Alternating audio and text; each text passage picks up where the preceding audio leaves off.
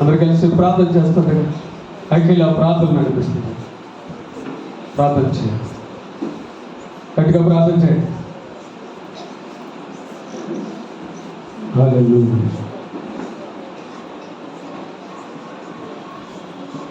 హల్లెలూయా. పరిశుద్ధుడా,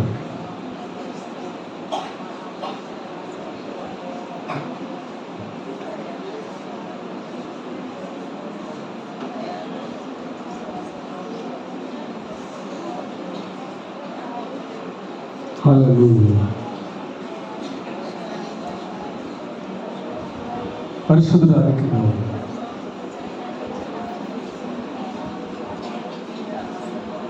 గ్లోరీ, హల్లెలూయా.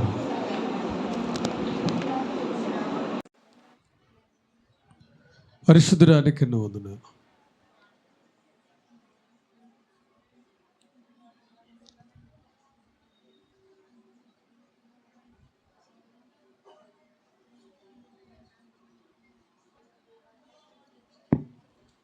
యేసయ్యానికి వందనాలు. పరిశుద్ధుడానికి వందనాలు. యేసయ్యానికి వందనాలు, వందనాలు, వందనాలు, వందనాలు.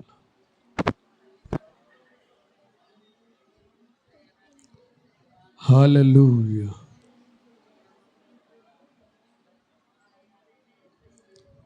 పరిశుద్ధుడానికి వందనాలు.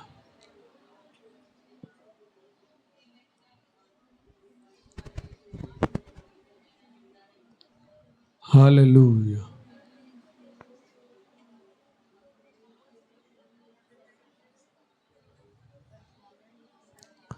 పరిశుద్ధుడానికి వందనాలు. గ్లోరీ, హల్లెలూయా.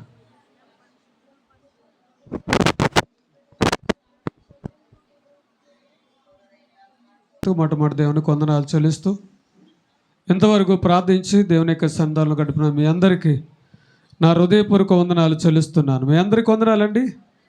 మంచిదండి. మరి 5వ రోజులో 4 రోజులు గతించిపోయినాయి. 5వ రోజుల్లో దేవుడు మనల్ని ఏర్పాటు చేశారు.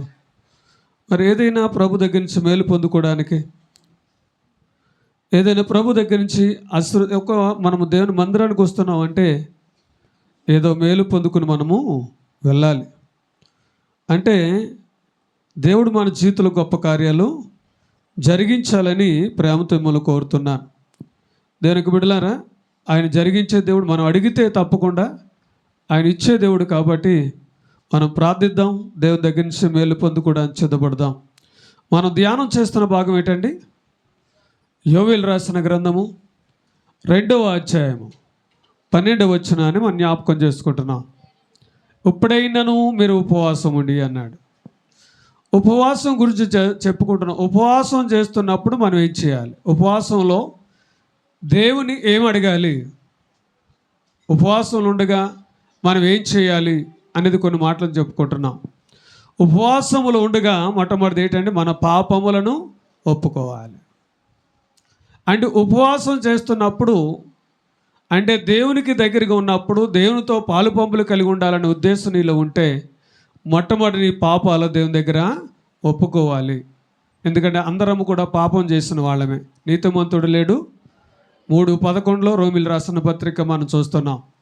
గమనించండి, 3:11 నీతిమంతుడు లేడు, ఒక్కడును లేడు. 23వ వచనంకి వెళ్తే ఏ భేదము లేదు, అందరూ పాపము చేసి దేవుడు అనుగ్రహించే మహిమను పొందలేకపోతున్నారనే మాటను మన జ్ఞాపకం. అంటే అందరూ పాపం చేసిన వాళ్ళే.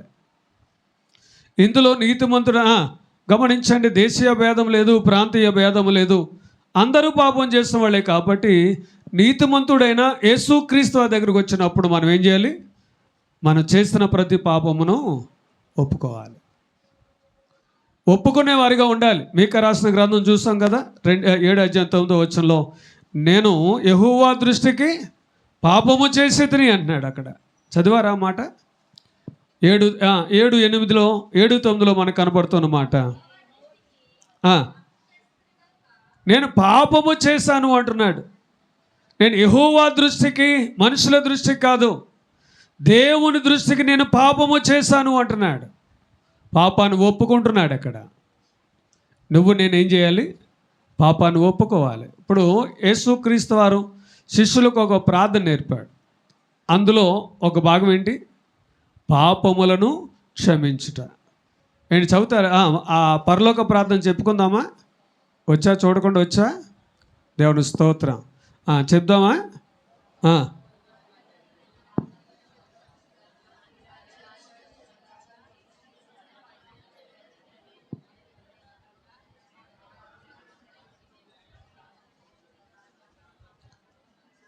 దేవుని స్తోత్రం. పర్లేదులే, బాగానే చెప్తున్నారు కానీ పైకి రావట్లేదు. బాగానే మాట్లాడుతున్నా, మంచిది. అందులో ఒక భాగం ఏంటండి? మా పాపములను క్షమించు. అంటే మన ప్రార్థనలో, మనం చేసే ప్రతి ప్రార్థనలో ఏం చేయాలి? పాపములను ఒప్పుకునేవారిగా ఉండాలి. అయ్యా, నేను ఏ పాపం చేస్తున్నానండి, నేను ఏ పాపం చేస్తున్నానని నేను ఒప్పుకోవాలంటే గమనించండి, మానవుడిగా పుట్టడమే పాపం కదా. ఇంకా ముందుకు పోతే ఇవాళ లేచిన మొదలుకొని సాయంకాలం వరకు ఈ నోటితో ఇన్ని అబద్ధాలు ఆడలేదు, ఈ నోటితో ఇన్ని అబద్ధాలు ఆడలేదండి, ఈ నోటితో ఎన్ని బూతులు తిడతలేదు, ఈ నోటితో ఎన్ని శాపాలు మాట్లాడట్లేదు, ఈ చేతులతో ఎన్ని పాప పనులు చేయట్లేదు, ఈ ఆలోచనతో ఎన్ని పాపపు ఆలోచనలు చేయట్లేదు. ఇది పాపాలు కదా. యాకోబు ఏమంటున్నాడు? పాపం అంటే ఏంటనుకుంటున్నారు? యాకోబు అన్నమాట ఆజ్ఞాతిక్రమే పాపము, పాపం వలచు జీతము మరణము అన్నాడు. అంటే మాట వినకపోవడం కూడా పాపమే. మాట వినకపోవడం కూడా పాపమే. ఇవాళ గమనించండి, భర్త మాట భార్య వింటలేదు, భార్య మాట భర్త వింటలేదు, తల్లిదండ్రుల మాట పిల్లలు వింటలేదు. ఇవాళ వినండి, ఇది పాపం కదా. మాట వినకపోవడం కూడా పాపమే. ఇవాళ అనేక మంది కుటుంబ వ్యవస్థలో చూసినా, సంఘాల్లో చూసినా మాట వినట్లేదంటే అర్థం ఏంటంటే పాపము చేస్తున్నామని మనం గుర్తెరగాలి. మాట వినట్లేదంటే అర్థం ఏంటంటే మనము పాపాన్ని కొనసాగించుకుంటూ వెళ్తున్నాం. నువ్వు పాటలు పాడవచ్చు, వాక్యం చదవచ్చు, ప్రార్థన చేయవచ్చు, కానుకలు ఇవ్వచ్చు, ఏదో చేయవచ్చు, కానీ దేవుని యొక్క మాట వినకపోవడం కూడా పాపమే. అందుకనే ద్వితీయోపదేశకాండం 28వ అధ్యాయంలో ఏమన్నాడు? నువ్వు నీ దేవుడని మాట శ్రద్ధగా వినమన్నాడు. వినాలి, కానీ వినట్లేదంటే అర్థం ఏంటి? మనం పాపము చేస్తున్నామని లెక్క. దేవునికి వాక్యం వినలేకపోతున్నాం అంటే దేవుని మందిరంలో ఉండి దైవజనుడు చెప్పే వాక్యమును వింటలేదంటే అర్థం ఏంటి? వినట్లేదంటే ఎలాగ వింటలేదు? మనుషులు ఇక్కడే ఉంటాం, కానీ మన మనసులు ఎక్కడెక్కడో తిరుగుతూ ఉంటాయి. మనుషులు ఇక్కడే ఉంటాం, పిల్లలతో ఆడుతూ ఉంటాం. మనుషులు ఇక్కడే ఉంటాం, ఏదోటి రాస్తూ ఉంటాం. మనుషులు ఇక్కడే ఉంటాం, ఏదోటి ఆలోచిస్తూ ఉంటాం. ఇది పాపం కదా? వాక్యాన్ని శ్రద్ధగా వినగలుగుతున్నావా? దైవజనుడు చెప్పే వాక్యాన్ని నువ్వు విన్నట్లయితే నువ్వు ఆశీర్వదింపబడతావు. కానీ వాక్యాన్ని వినే స్టేజ్ మనకు కనపట్లేదు. ఇవాళ గమనించండి, సాతాను నిన్ను విననివ్వు కూడా చేస్తుంది. అందుకే మనం ఆశీర్వదింపబడలేకపోతున్నాం. పాపం అంటే ఏంటి అంటే దేవుని యొక్క మాట వినకపోవడం కూడా పాపమే. వాక్యానుసారంగా జీవించకపోవడం కూడా పాపమే. ఇది ఎవరు చేయట్లేదు? ఇవాళ గమనించండి, దేవుని యొక్క మందిరానికి రాకపోవడం కూడా పాపమే. ఇవాళ వింటున్నారా దేనికి బిడ్డలారా? అంటే పాపాన్ని మనం ఒప్పుకున్న వారిగా ఉండాలి. ఏమన్నాడు ఆ ప్రార్థనలో? ఏముంది? ఏమన్నాడు? మా పాపములను క్షమించమన్నాడు. అదే దావీదేమన్నాడు? క్షమించమనలేదు కానీ కడగమన్నాడు. దావీదు 51వ కీర్తనలో చెప్తున్నాడు కదా, ఇస్సోపుతో నా పాపములను కడుగుము అన్నాడు. అంతే. నేను కూడా పాపిని. దావీదు కూడా ఏమంటున్నాడు? నేను పాపిని, పాపములోనే నా తల్లి గర్భము ధరించింది.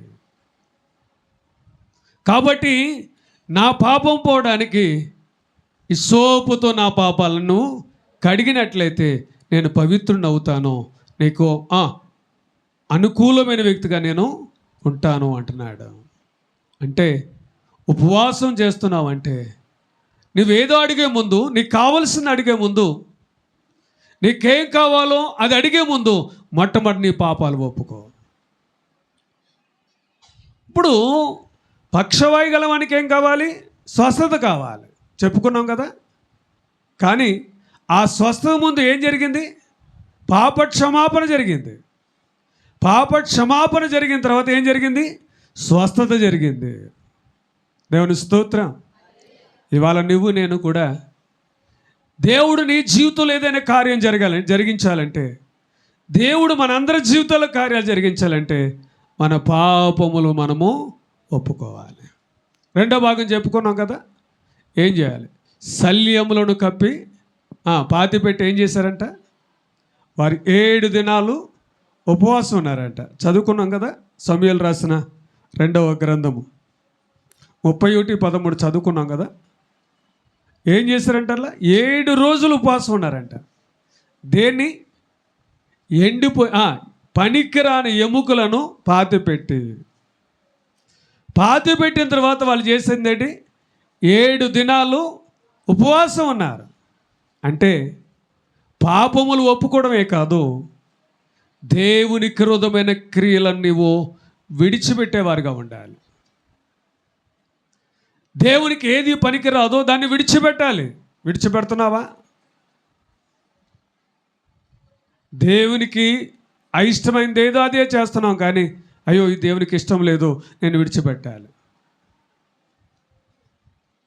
ఇవాళ గమనించండి, ఇవాళ దేన్ని పాతి పెడుతున్నాం, దేన్ని విడిచిపెడుతున్నాం? పేతురు అన్నాడు, అయ్యా సమస్తాన్ని విడిచిపెట్టి నిన్ను వెంబడించాం, మాకేంటి మాకు పరిస్థితి ఏంటి అంటే, ఇప్పుడు గమనించండి, పేతురు దేన్ని విడిచిపెట్టాడు? పేతురు దేన్ని విడిచిపెట్టాడండి? సమస్తాన్ని విడిచిపెట్టాను అన్నాడు కదా. దేన్ని విడిచిపెట్టాడు చెప్తారా? దేన్ని విడిచిపెట్టాడు? అలా చూస్తున్నారట. అలా మిమ్మల్ని అడిగాను నేను. దేన్ని విడిచిపెట్టాడండి? ధోనిని విడిచిపెట్టాడు, వలలను విడిచిపెట్టాడు, పనివారిని విడిచిపెట్టాడు, భార్యను విడిచిపెట్టాడు, కుటుంబాన్ని విడిచిపెట్టాడు. దేవునితో నడవడం ప్రారంభించాడు. దేవుని స్తోత్రం. ఒకవేళ నేను చేసిన వృత్తి నా దేవునికి ఆటంకం ఉంటుందేమో అని ఆ వృత్తినే విడిచిపెట్టేశాడు. పేతురు లేనివాడు మాత్రం కాదండి, 2 దోర్లు ఉన్నాయి ఆయనకి. సముద్రంలో చేపలు వేయడానికి 2 దోర్లు ఉన్నాయి. అంటే అతడు లక్షాధికారి, కోటీశ్వరుడే లెక్క. అంటే అతనుకున్న ఆస్తిని విడిచిపెట్టాడు, అతనుకున్న వృత్తిని విడిచిపెట్టాడు, అతనుకున్న గమనించండి కుటుంబాన్ని విడిచిపెట్టాడు. అప్పటికి పేతురుకి పెళ్ళైపోయింది అన్నారు. అప్పటికి పేతురుకి పెళ్ళైపోయింది అంటున్నారు, చరిత్ర చెప్తున్న మాట. పెళ్ళైపోయినా కానీ భార్యను బిడ్డలను కూడా విడిచిపెట్టి దేవునితో నడవడం ప్రారంభించాడు. అంటే ఒకవేళ నా సేవకు నా కుటుంబం ఆటంకంగా ఉంటుందేమో, ఒకవేళ నా సేవకు నా వృత్తి ఆటంకంగా ఉంటుందేమో, ఒకవేళ నా సేవకు నా ఆస్తి లేతే నాకున్న ఈ పడవలు పనివారు ఆటంకం ఉంటుందేమో అనుకుని విడిచిపెట్టి ప్రభువుని వెంబడించడం ప్రారంభించాడు. అప్పుడు అడిగాడు, అయ్యా విడిచిపెట్టావు ఏంటి అంటే అంటాడు పేతురు, పరలోకపు తాళపు చెవులు నీకు ఇస్తున్నాను. దేవుని స్తోత్రం. అంటే ఈ లోకములో ఉన్నదాన్ని విడిచిపెట్టావు, విడిచిపెట్టండి నీకు పరలోకములో ఉన్నదాన్ని నీకు ఇవ్వబోతున్నాను. దేవుని స్తోత్రం చెప్పండి. ఇవాళ వినండి, నువ్వు దేవుని యొక్క సేవకు, దేవుని యొక్క పనికి నువ్వు ఏది ఆటంకం ఉందో దాన్ని విడిచిపెడితే ఊరికినే విడిచిపెట్టే దేవుడు మాత్రం నిన్ను కాదు. దేవుడు విడిచిపెట్టేవాడు కాదు. ఎందుకంటే దేవుని బిడ్డగా ఎదగడానికి, దేవుని యొక్క పనిముట్టుగా ఎదగడానికి ఏది ఆటంకం ఉందో దాన్ని విడిచిపెట్టాలి. గమనించండి అన్నాడు, నీ కన్ను నేను అభ్యంతరపడితే ఏమన్నాడు, తీసేయమన్నాడు. అంతే. నీ చెయ్యి నేను అభ్యంతరపడితే ఏమన్నాడు, తీసే. అంటే అర్థం ఏంటి, 2 కళ్ళు కలిగి అగ్నిగుల్లో ఉన్నాకన్నా ఒక కన్నుతో పరలోక రాజ్యంలో చేరుట బాబా ఎంత ఆశ్చర్యం అండి. అంటే దేవుని యొక్క సేవలో, దేవుని యొక్క పనిలో ఏది ఆటంకం ఉన్నా దాన్ని విడిచిపెట్టాలి, లేదా దాన్ని సమాధి చేసేవారిగా మనము ఉండాలి. అపోస్తలుడు పౌలు ఏమంటాడు, సమస్తమును పెంటగా ఎంచుకుని నన్ను విడిచిపెట్టేసిన అంటాడు. అంతే. అందుకే అంటాడు, నాకు జీవ కిరీటము ఉంది అన్నాడు. అంతే. దేవుని స్తోత్రం. అంటే దేవుని సేవలో ఉన్న నీవు, దేవుని పనిలో ఉన్న నీవు, దేవుని బిడ్డగా ఉన్న నీవు దేన్ని విడిచిపెట్టావు? దేవుని కొరకు ఏ విధంగా వాడబడుతున్నావు? దేనిని విడిచిపెట్టడానికి ముందుకు వచ్చావా? ఇవాళ గమనించండి, దేవుని బిడ్డగా ఉండడానికి నీ అలవాట్లో ఏదైనా విడిచిపెట్టావా? గమనించండి దేవుని బిడ్డలారా. బాగా త్రాగేవాళ్ళం, త్రాగుడు మానేసామా? బాగా తిట్టేవాళ్ళం, మానేసామా? లేకపోతే సిగరెట్ తాగేవాళ్ళం, మానేసామా? లేకపోతే ఇతరులను ద్వేషించే మనసు కలిగి ఉన్నాం, దాన్ని మానేసుకున్నామా? దాన్ని విడిచిపెట్టామా? పాతి పెట్టాలి. అప్పుడే దేవుడు మనల్ని ఆశీర్వదించబోతున్నాడు. దేన్ని పాతి పెట్టామండి? దేన్ని విడిచిపెట్టాం? శిష్యులు అయితే ఏం చేశారు? వాళ్ళకున్న దాన్నే విడిచిపెట్టి ప్రభువుని వెంబడించడం ప్రారంభించాడు. ఇప్పుడు చూడండి, ఏలియా వెళ్ళాడు, ఆ దుప్పడ ఎల్లుతో పొలంలోకి వెళ్తే 12 ఎడ్ల నాగులు దున్నుతున్నాయి. అందులో 12 ఒక ఆయన ఉన్నాడు, 12 వాడు ఒక ఆయన ఉన్నాడు. వెళ్ళి ఏం చేశాడంటే దుప్పడేసాడు. అంతే. అంటాడు, ఇప్పుడే ఉండి వచ్చేస్తానని ఏ నాగలి దున్నుతున్నాడో ఆ ఎద్దులను వధించి ఏంటండి ఏం చేశాడు? అతనికి ఉపకారమైంది, ప్రయోజనకరమైంది దాన్ని ఏం చేశాడు? వద్దు అనుకున్నాడు. అంతే. ఎలీషా ఏమీ లేనివాడా? ఏమండి, ఏమి లేనివాడు అంటే ఏమి లేనివాడు కాదండి. ఆ పొలములో 12 నాగళ్ళు దున్నుతున్నాయంటే ఎంత ఉన్నవాడు లెక్కేసుకోండి. ఎంత కోటీశ్వరుడు లెక్కేసుకోండి. ఇప్పుడు ఏం చేశాడంటే ఎలియా వెళ్ళగానే ఇది నాకొద్దు అనుకున్నాడు. వద్దు అనుకున్నాడు. ఏది వృత్తిగా చేసుకున్నాడు, ఏది ఆధారము చేసుకున్నాడో గమనించండి. ఆ ఎద్దులను వధించాడు. ఆ నాగల్ని ఏం చేశాడు? విరిచి ఏం చేశాడు? దాన్ని వండడం ప్రారంభించాడు. అంటే తనకు ఆధారముగా ఉన్న దాన్ని ఏం చేశాడు? విడిచిపెట్టి, ఇప్పుడు గమనించండి, ఏలియాను వెంబడించడం ప్రారంభించాడు. ఏలియా కంటే గొప్పవాడైపోయాడు. దేవుని స్తోత్రం. వాళ్ళు వింటున్నారా? ఇవాళ నువ్వు ఆశీర్వదింపడాలంటే, నువ్వు వర్ధిల్లాలంటే, నువ్వు ఫలించే స్థితిలో ఉండాలంటే దేవునికి విరోధమైన దాన్ని విడిచిపెట్టి ప్రభు పనిలో ముందుకు వెళ్ళాలి. ఇంకా దేనికి వాక్యంలోకి వెళితే ఏం చేయాలంట? మీకు తెలిసిన భాగాలే ఒక్కొక్కటి జ్ఞాపకం చేసుకుంటూ వెళ్తూ ఉంటాను. సరే, ఇక్కడ ఇప్పుడు చూడండి, ఉపవాసం చేసినప్పుడు మనం ఏం చేయాలి? మత్తయి సువార్త మీకు తెలిసిన భాగమే, మరొకసారి జ్ఞాపకం చేయడానికి ఇష్టపడతాను. 6వ అధ్యాయం గమనించండి, 17వ వచనం జ్ఞాపకం చేసుకుందాం. ఉపవాసం చేస్తున్న మనుషులకు కనబడవాలని కాక రహస్యమందు నీ తండ్రికే కనబడవలను. ఏమన్నాడు? నువ్వు ఉపవాసము చేయనప్పుడు నీ తలంటుకొని నీ ముఖం కడుక్కో. చాలు. 3వ భాగంలోకి వెళ్ళిపోయాను. 2 భాగాలు మనం చెప్పుకున్నాం. ఒకటేంటి? పాపాలు ఒప్పుకోవాలి. రెండవది ఏంటి? దేవునికి విరోధమైన క్రియలను విడిచిపెట్టాలి. 3వ దానికి వెళ్తున్నాను, కడుక్కోవాలి. ఉపవాసం చేస్తుండగా ఏం చేయాలి? కడుక్కోవాలి. ఏం కడుక్కోవాలి? మనకు తెలిసిన భాగాలు ఇవి. చాలాసార్లు మీకు చెప్పాను కూడా, కానీ మరొకసారి జ్ఞాపకం చేస్తున్నాను. ఎందుకంటే ఇది చాలా విలువైన సందేశం మనకు. మరి నేను ఉపవాసం చేస్తున్నప్పుడు మా ప్రార్థన ఎందుకు వినవు అన్నాడు కదా. ఎవరు? యెషయా రాసిన గ్రంథంలో మనం చూస్తున్నాం కదా. యెషయా రాసిన గ్రంథంలో మనం 58వ అధ్యాయం అనుకుంటున్నాను. చూడండి, 3వ వచనం. మేము ఉపవాసం ఉండగా నువ్వెందుకు చూడవు? మేము ప్రాణములు ఆయాసపరచుకొనగా నీవెందుకు లక్ష్య పెట్టవు అని అడుగుతున్నారు. ఇప్పుడు ఏమడుగుతున్నారు వాళ్ళు? అయ్యా, మేము ఉపవాసం చేస్తున్నామయ్యా, ఉపవాసం చేస్తుండగా ఎందుకు మా ప్రార్థన వింటలేదు? నువ్వు మా ప్రార్థనకు ఎందుకు లక్ష్య పెట్టలేదు అంటే కారణం ఏంటి? మన పాపాలు మనం ఒప్పుకోవట్లేదు. కారణం ఏంటి? నువ్వు విడిచిపెట్టవలసినవి విడిచిపెట్టలేదు కాబట్టే దేవుని ప్రార్థన, నీ ఉపవాస ప్రార్థన ఆయన వింటలేదు. ఆ ప్రార్థనకు అయినా జవాబు ఇవ్వట్లేదు. వాళ్ళు అడుగుతున్నారే, ఇన్ని రోజులు ఉపవాసం ఉంటున్నామే, ఇన్ని రోజులు మేము తిండి తిప్పులు మానేసి మేము ప్రార్థన చేస్తున్నాము, ఇల్లు విడిచిపెట్టామే, దేవుడి సందులుండి ప్రార్థన చేస్తుంటే ఎందుకు మా ప్రార్థన వింటలేదు? దేనికోసం ఆ ప్రార్థన వింటలేదంటే గమనించండి, ఆ దేవుడు ఆ ప్రార్థన వింటలేదంటే ఆ లోపం ఎవరిదండి? దేవుడు మన ప్రార్థన వింటలేదంటే ఆ లోపం ఎవరిది?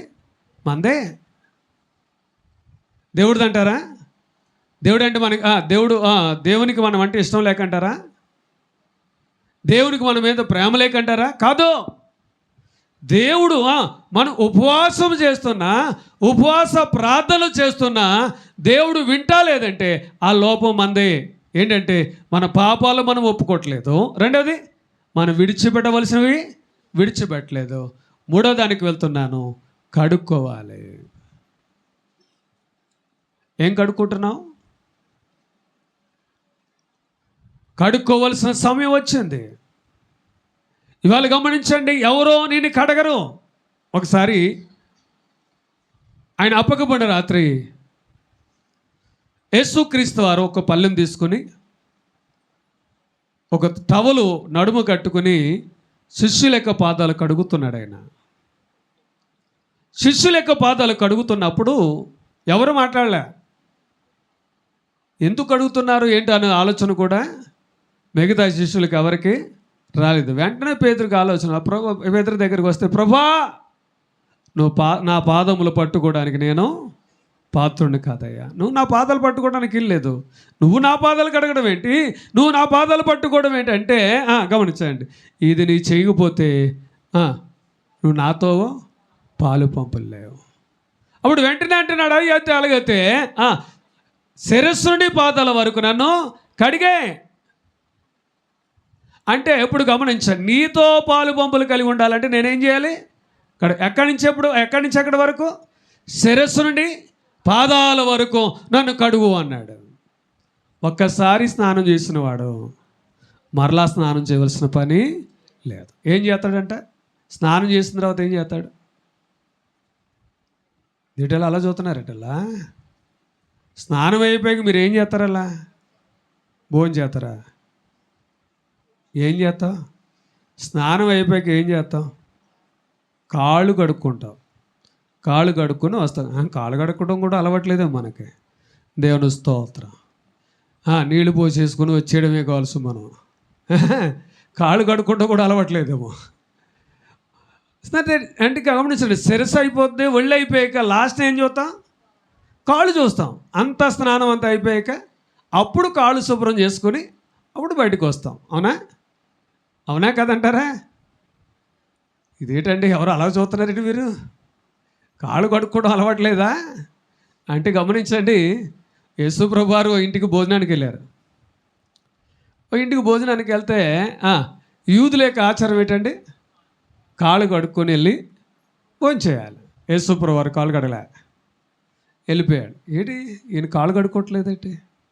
కాళ్ళు కడుక్కోకుండా భోజనం చేసేస్తున్నాడు ఏంటి అంటే, ఇప్పుడు గమనించండి, కాళ్ళు కడగకుండా భోజనం చేయడం కానీ కాళ్ళు కడగకుండా ఇంట్లోకి వెళ్ళడం అన్నది యూదుల యొక్క ఆచారము కాదు.